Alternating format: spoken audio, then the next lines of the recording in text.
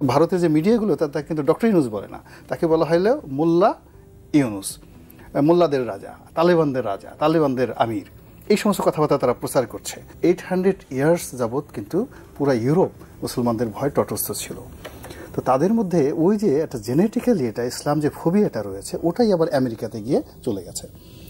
ফলে বাংলাদেশ বলেন অন্য কোনো দরিদ্র দেশে তারা দাড়ি দেখলে, টুপি দেখলে তাদের মাথা খারাপ হয়ে যায়, মনে করে এই বোধহয় তারা আবার আসলো, এসে বোধহয় আমাদেরকে শাসন করবে এবং আমাদের রাজাবর্ষা হবে। তো এখন আমাদের এই বাংলাদেশে যে কোনো কারণে হোক জুলাই আগস্ট বিপ্লবের পরে এখানে যারা ইসলামপন্থী তাদের একটা জয় জয়কার লক্ষ্য করা যাচ্ছে এবং এটাকে কিন্তু ভারত মার্কেটিং করছে।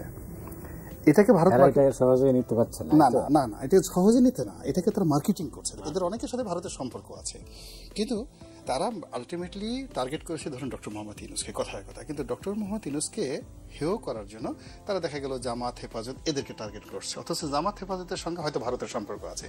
এটারই একটা সেই রুট যেটা আছে বা এটার একটা পিকচার তারা পশ্চিমে ওয়েস্টকে দিচ্ছে, খাওয়াচ্ছে যে এই বাংলাদেশের জঙ্গিবাদ হয়ে গেল। এবং এর ফলে দেখুন আমেরিকা এবং ইউরোপে, বিশেষ করে ইংল্যান্ডে সাম্প্রতিক সময় বাংলাদেশ নিয়ে যে আলোচনা হচ্ছে এবং ব্রিটেনের পার্লামেন্টে যেভাবে জামাতকে নিয়ে নেতিবাচক কথাবার্তা হয়েছে, একেবারে সরাসরি জঙ্গি, এটা কিন্তু জামাতের ইংল্যান্ডে যে কানেকশন আছে এবং তাদের ওখানে যে লবিস্ট গ্রুপ আছে বিভিন্ন সময়টাতে জামাতকে নিয়ে ইংল্যান্ডে কথা হওয়ার কথা নয়। এখানে নিঃসন্দেহে এই অল্প সময়ের মধ্যে ইউরোপ এবং আমেরিকাতে ভারতের যে লবিগুলো সেই লবিগুলো এই ইসলামাইজেশনের বিরুদ্ধে কাজ করেছে। এখন এটার বিরুদ্ধে আমি জাতীয় ঐক্য করে কি করব? বাংলাদেশে আমি সারাদিন লাফালাম, সমস্ত মসজিদের মুসলিমের রাস্তা বলতেছি। তো কাজে এখানে যেটা দরকার যে আমার এই ভারত উনি খুব স্পষ্টভাবে যেটা বলেছেন, তারা হয়তো 5টা পয়েন্টে কাজ করছে। এখানে ইসলামাইজেশন, জঙ্গিবাদ, এখানে সংখ্যালঘু নির্যাতন ইত্যাদি বিষয়গুলোকে সামনে এনে তারা মূলত শেখ হাসিনার যে পরাজয় বা তাদেরকে নিয়ে তারা যে বিব্রতকর অবস্থা আছে ওই বেদনাটা তারা প্রতিশোধ নিতে চাচ্ছে। 2 নম্বর হলো যে শেখ হাসিনার কাউন্টার যে গভর্নমেন্ট, সেই গভর্নমেন্ট যেহেতু একটা জনপ্রিয়, ওয়ার্ল্ড ওয়াইড এটা অ্যাকসেপ্টেড। ডক্টর ইউনূস যখন এবার জাতিসংঘে গেলেন তাকে তো সবাই অ্যাকসেপ্ট করে নিয়েছে। তো এই যে একটা গ্রেটেস্ট অ্যাকসেপ্টেন্স, সেই অ্যাকসেপ্টেন্সটাকে সে সরাসরি চ্যালেঞ্জ জানাতে পারছে না। ফলে তাকে যদি বলা হয় যে মোল্লা ইউনূস, এখন তো ভারতের যে মিডিয়াগুলো তাকে কিন্তু ডক্টর ইউনূস বলে না, তাকে বলা হলো মোল্লা ইউনূস, মোল্লাদের রাজা, তালেবানদের রাজা, তালেবানদের আমির, এই সমস্ত কথাবার্তা তারা প্রচার করছে খুব অশ্লীল এবং অকথ্য ভাষায়। এখন সেই প্রচারগুলোকে রুখে দেওয়ার জন্য আপনার তো টুলস লাগবে, সেটা সোশ্যাল মিডিয়া লাগবে, আমাদের লোক লাগবে। ওখানে যেমন দেখা যাচ্ছে, আপনি চিন্তা করুন আনন্দবাজার পত্রিকার খুব সিনিয়র একজন সাংবাদিক, মানে আপনাদের বয়সে আপনাদের পর্যায়ে, সে যখন এসে মানে সে বাংলাদেশের সম্পর্কে বলছেন, কত বাংলাদেশ, ছোট্ট একটা বাংলাদেশ, আমরা একটু ছোট গলা টিপে দিলে ওটা শেষ হয়ে যাবে, টিপতেও হবে না, আমরা শুধু আঙুল এরকম করলেই শেষ হয়ে যাবে। আমরা ওখানে ইনসার্জেন্সি কেন করতে যাব, স্ট্রাইক কেন করতে যাব, আমাদের স্ট্রাইকের দরকার নাই, উই নিড অনলি 5 মিনিটস। এখন জনাব মতিউর রহমান সাহেব বা মতিউর রহমান চৌধুরীর মতো প্রথম আলো সম্পাদক বা মানব জমিনের মতো সম্পাদক যদি ফেসবুকে এসে, ইউটিউবে এসে ভারত সম্পর্কে এই ধরনের কথা বলতে পারে, তাহলে সেটার গুরুত্ব কতখানি।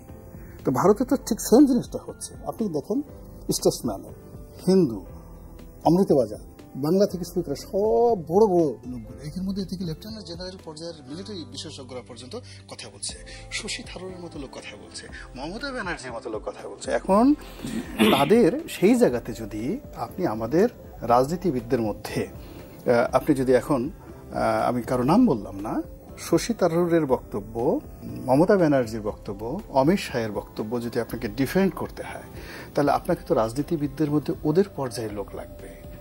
আপনি তো রাস্তায় ডিজিএফআই যাদেরকে 500 টাকায় পাওয়া যায়, এটা প্রথমত আপনাকে রাজনীতিবিদদেরকে আস্থায় নিতে হবে না, এখানে হলে কিন্তু আপনি সাপোর্ট পাবেন না। ফার্স্ট থিং হলো যে এখানে আমি একটু আপনার সাথে ডিফার করি যে আমাদের দেশে একটা পার্টি পলিটিক্স আছে। তো বিএনপি, আওয়ামী লীগ, জামাতের কতগুলো পার্টি পলিটিক্স আছে, এটা আপনাকে আস্থায় নিয়ে অ্যাজ এ পার্টি আনেন, কিন্তু ইন্ডিভিজুয়াল কতগুলো ইন্টারেস্ট আছে। আপনি যখন এই বিষয়টা তো দেশপ্রেমের বিষয়, এটা তো ন্যাশনালি, সেটার সাথে কোনো রাজনীতির বিষয় নয়।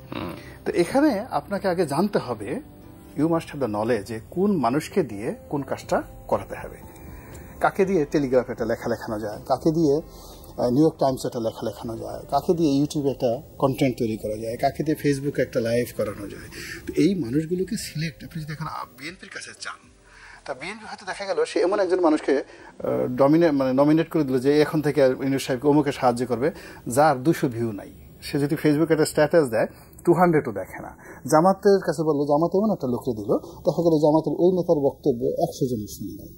তো এই জন্য হয়তো সরকারের যারা মিডিয়া সেল আছে তাদেরকে সিলেক্ট করতে হবে যে দেশে এবং দেশের বাইরে অডিয়েন্স কাদের আছে, কাদের কথা শুনে, কাদের লেখায় টান আছে, মধুর মতো মানুষ শুধু পড়তে থাকবে, উনি লিখলেই শুধু পড়তে থাকবে, ইংরেজিতে লেখলেও পড়বে, বাংলা লেখলেও পড়বে। এখন তাদেরকে যদি আপনি মির্জা ফখরুলকে দিয়ে ক্যাশ করতে যান, ওই সমস্ত লোকজন তো মির্জা ফখরুল সাহেবের কথা শুনবেন না।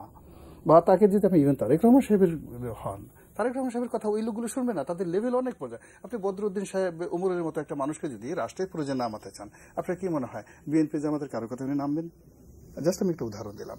তো সেখানে তো সরকারের বদরুদ্দিন উমর সাহেবকে যদি উনি ডাক দেন, আসেন, গলায় একটা মালা পরে ওনাকে ডাকতেন, উনি তো প্রথমেই মিনু সাহেবের বাপ মা তুলে দুটো গালি দিয়ে দেবেন, who is he, how dare he is.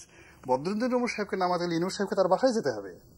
এবং রাষ্ট্রের প্রয়োজনীয়তা, আমাদের এই সমাজে এখন অনেক বড় বড় মানুষ আছে যারা রাজনৈতিকভাবে হয়তো অত সফল নয়, অত টাকা পয়সা নাই, এ মঞ্চে এমপি হতে চায় না, কিন্তু দেশের প্রয়োজনে সরকার যদি তাদেরকে নামাতে চায়, সরকার তাদের কাছে যেতে হবে। It's a national crisis.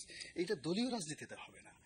আর এখানে দুটো ব্যাপার হলো, আপনি মিছিল করতে চান, মিটিং করতে চান, সীমান্তে লং মার্চ করতে চান, পলিটিক্যাল মোবিলাইজেশন করতে চান, দিস ইজ ওয়ান পার্ট। জনমত তৈরি করতে চান। এখন বিএনপির কথায়, তারেক রহমান সাহেবের কথায়, মির্জা ফখরুলের কথায় শুধু বিএনপির লোক উদ্বেলিত হবে, কিন্তু স্টিল আমাদের দেশে এমন অনেক লোক আছেন। আপনি ডক্টর রেহমান সোহান সাহেব যদি একটা কথা বলেন, সব মিলিয়ে পাশে যদি আপনি দাঁড়ানো থাকেন, আরো 5 জন লোক দাঁড়ানো থাকে, এবং সেই কথাটা যদি আমরা প্রমোট করি, তো সেটার যে ভ্যালু, সেটা কি ভিপি নুরু বা রাশেদ বা অন্য যারা আছে পার্থ, তারা যদি প্রেস ক্লাবের সামনে গিয়ে ডক্টর ইউনূসের পক্ষে 1 ঘন্টাও কথা বলে, সেটা হবে বলেন?